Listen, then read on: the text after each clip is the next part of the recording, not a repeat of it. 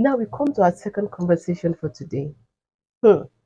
What I have seen coming out of the United Kingdom in these riots, I never thought I could see such a sight in Europe. You think you would see this kind of riots in like developing nations that are trying to get their acts together. You would think that a country like United Kingdom can have not just like the people are rioting, but what the craze, the mayhem that they have unleashed in United Kingdom. So now you may ask me, why am I talking about the the riots in the United Kingdom? UK is not in Africa. It's because what led to these riots was done by someone of African descent, Rwanda to be precise.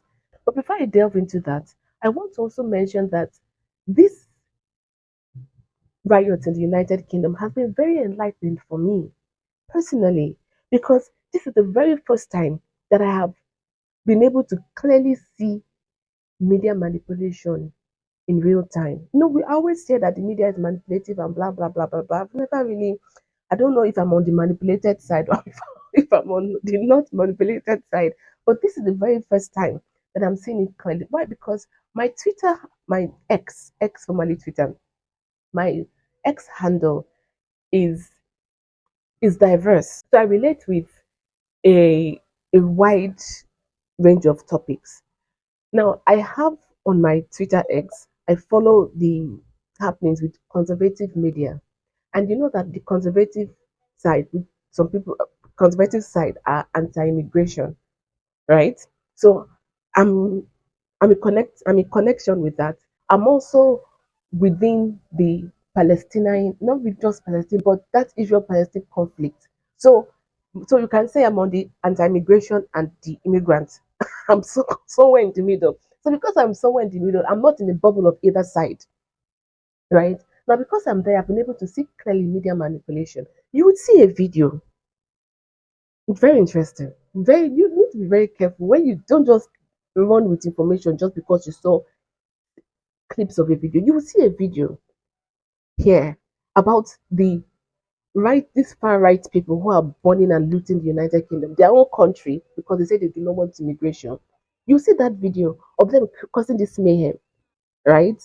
And then that same video, you will now see the other. So this anti-immigration people, quite interesting. Now these anti-immigration people will use that video. So because the far right, no, no, because the far right people are looting and burning and even attacking those who are just walking around, then these people who are just walking around who want to defend themselves, right? You don't, because someone is coming to beat you up, for example, your reflex is to defend yourself. So these people who are being attacked because they are Arabs, they are of African descent, as long as they don't look like these far right people, they're attacking every other person.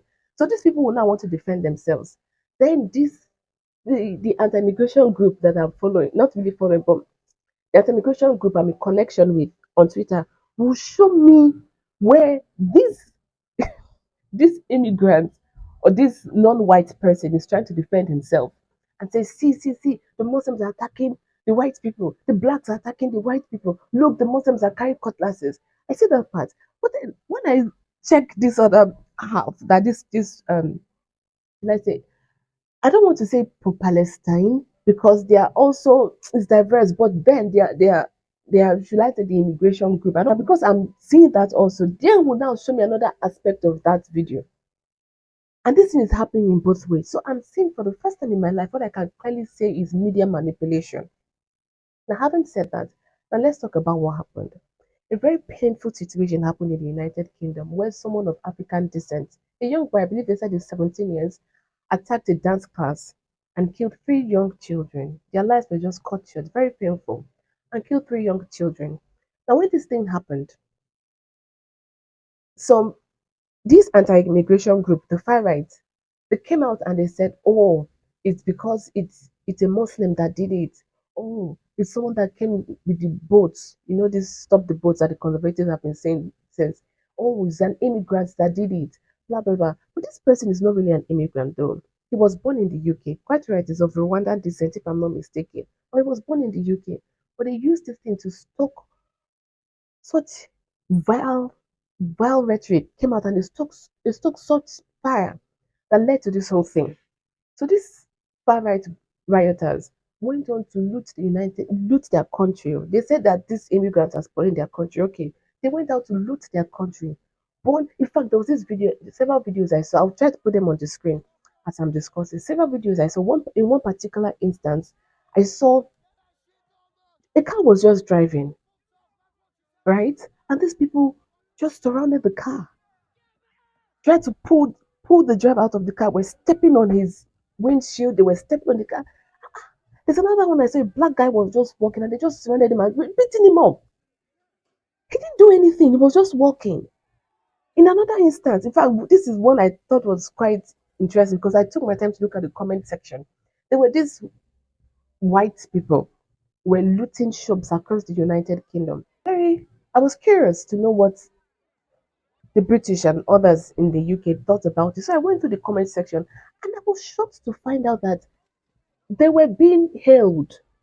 You see comments like, yeah, the immigrants have been doing it since and they got away with it, so why can't they do it? You see another instance like, well, they learned from the immigrants. You see another comment like, well, it's their collective wealth, it belongs to them, so they might as well take it. In fact, the caption of that video was, is it, I can't remember, but something to the effect like low class whites looting stores in the UK. Oh, I was so shocked that the number of support they got on the excuse that the immigrants have been doing it, so why can't they do it? If looting is wrong, it's wrong. It doesn't matter if it's an immigrant that is doing it or if it's a white person that is doing it. If looting is wrong, it's wrong. You know, in the previous segment of this show, this episode, I mentioned that how the Nigerian government has weaponized poverty. You know, when you can keep the people poor, you can get them to do things that they normally wouldn't do if they were doing better economically, right? So you get them to do it for pennies. Now, I can say the same thing for the United Kingdom. The state of the UK economy has collapsed in these past several years, in the past decades. There was even an analyst I was listening to some months ago, and the person said that the UK is then, it's not now, but he said the UK is the fifth largest economy in the world, but it's not, and I think it's like the sixth or seventh. So anyway, the person said the UK is the sixth largest economy in the world, but it's not really. London is the sixth largest economy in the world. The UK is just a collection of poor states surrounding London. That was what the person said. I didn't under, I didn't quite understand the gravity of that statement until now that I'm seeing these protests. You know, if when things are going okay and the country is doing well financially, I don't think that you will hear so much people say immigrants. Yes, of course, you don't want people who are not like you to flood your country and like they argue that change your culture and the rest of that. Okay, no problem, that's fine. I agree. But this rhetoric can survive and thrive because they are not doing well economically. If you say you come to tell a group of people who are doing very well economically that this person who has come in to take your job, has come in to take your money, it will not land as hard as if you tell people who have been complaining about the economic state for a very long time. If you will now come to tell them that the reason they're in that dire state is because of certain people who have coming from outside, who are not like them, who have coming from outside to take their jobs, who have coming from outside to make their streets unsafe, who have coming from outside to take their businesses and blah blah blah blah blah. So sometimes I think that the economic state of the United Kingdom is another reason that things like rhetorics like this can survive because people are not doing well financially. I also want to mention that these people who you are seeing are burning everywhere in the UK because people who don't look like them have come into their country. This is not a reflection of the United Kingdom. The more people in the UK actually don't mind. They're actually more accommodating, right? Or sometimes, like what I want to say, is, I mentioned that because so that you know that sometimes you don't need a lot of people to cause chaos in a country or in a region. You don't need it.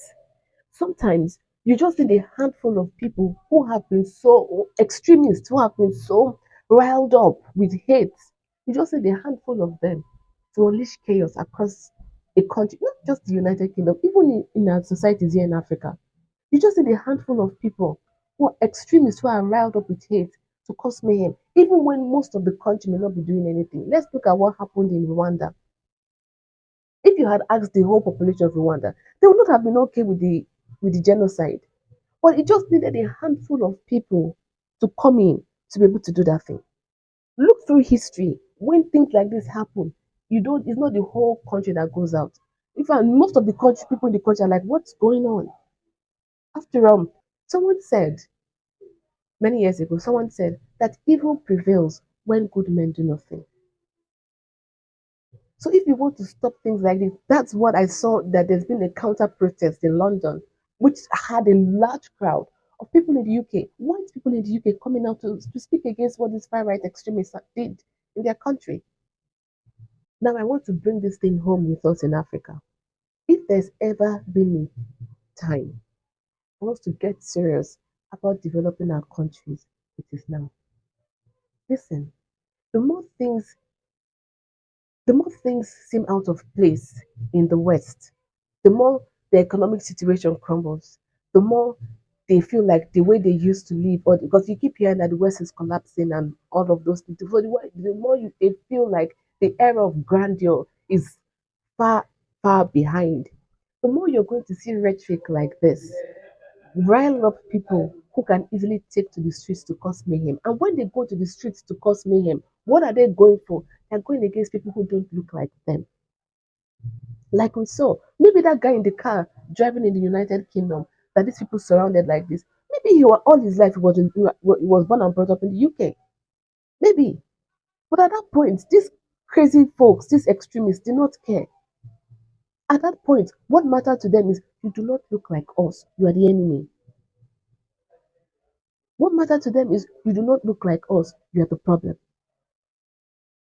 So we need to take a very big lesson from that for us in Africa, and don't just say, well, if I don't care whatever these leaders in Africa want to do, I'll just relocate there. You can relocate there, fine, no problem. But it's not home. The most important thing is for us to build Africa. Let's make this place a lot more prosperous for Africans. So because, like I've said several times, many people don't just want to stand up and leave their country. They don't want to stand. It's not the dream of many people. People leave their country because of something, the state of the economy or the state of security. That is why they leave their countries. So we need to come together to build our own continent, to build our respective countries in Africa, so that this place can be not just prosperous for all Africans, it can also be secure for all Africans. And others who want to come here, because me, I don't mind, they can come here. Once we make this place really successful, of course they can come here. I don't have an issue with it. Do you understand where I'm coming from? Let me now end this segment with my message to the far right extremists that are burning their countries to the ground because people who don't look like them are in their country. Number one, I have said this before and I'm saying it again. The reason for this mass flood of immigration is not because people just want to leave their countries. It's the policies that the United Kingdom has championed, and not immigration policies the United Kingdom has championed. It is the foreign policies. Let's take it for example.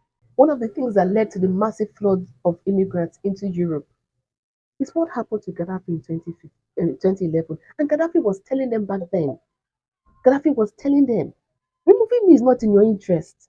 But Europe followed the United States led NATO to cause chaos in Libya. After championed by the UK, by the way, after causing chaos in Libya, the people ran because their houses were on fire. So this is sometimes when people say this thing that immigration, and they're complaining that they're coming here because they want to destroy our country, they're coming here because blah blah blah blah blah. They always so conveniently skip these things.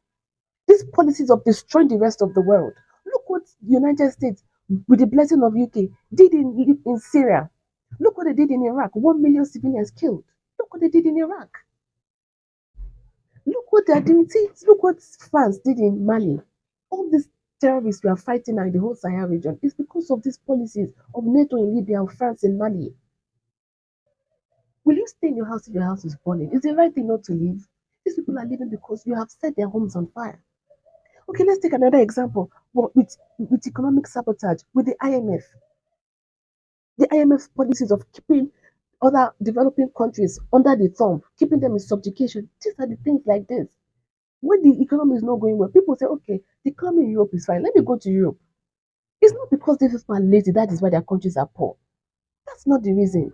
This many of these countries that in developing nations are poor because of the policies propagated by the IMF, the World Bank, and all these other globalist institutions. That's what it is. As well as some incompetent governments. Let's not forget that, as well as some incompetent governments. Okay, you've seen that those in the United States are complaining. Why are they coming from Venezuela? They are running away from communism. They're running away from socialism. Why are they coming to Venezuela? And when these right-wing people are complaining about the immigration from Venezuela and also complaining about it shows you that socialism and communism is a bad thing because Venezuela is a socialist nation. They so conveniently ignore the sanctions on Venezuela. They so conveniently ignore it. The same way they ignore the sanctions on North Korea, they ignore the sanctions on Zimbabwe. These same people, they complain why they running to us from Haiti. They so conveniently forget what the United States has done in Haiti over how many decades, whether it's military intervention, whether it's positioning troops, whether it's economic sabotage. They so conveniently forget.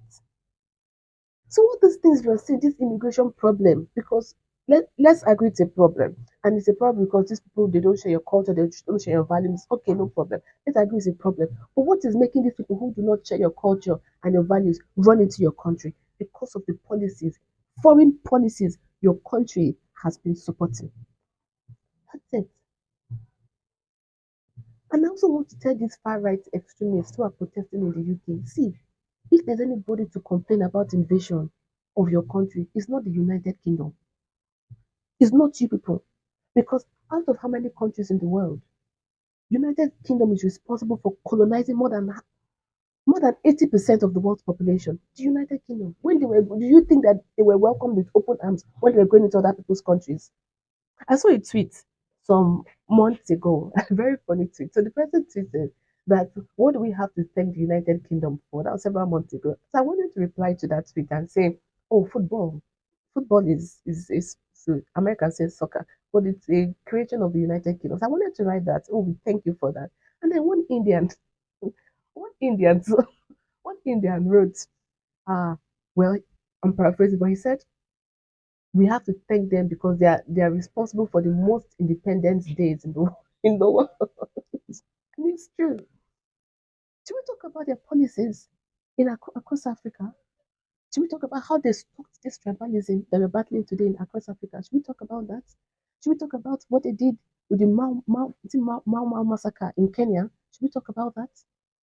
Should we talk about what they did in South Africa that South Africa is still fighting today? Should we discuss that? Should we discuss what they did in India that they cut off the hands of those people who do textiles? Because India has like the capital of fashion for a very long time, for centuries.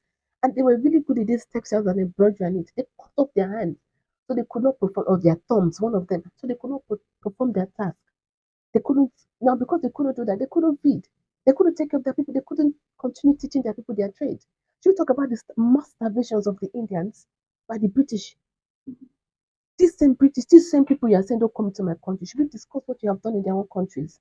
So if you want to come out, and if there's any country in the world that wants to complain about invasion, if there's any country in the world that wants to complain about people who were not invited coming into their country, it's not the United Kingdom. It's definitely not the British. So let me know what you think. Let me know in the comment section below. This whole thing that I didn't expect, I never thought I would see something like this in my life happening in Europe, the UK of all places. Let me know what you think about this in the comment section below. Don't forget to like this video, subscribe to this channel, and share this video with your friends so that this reaches more people across the continent as we come together to build our amazing continent of Africa.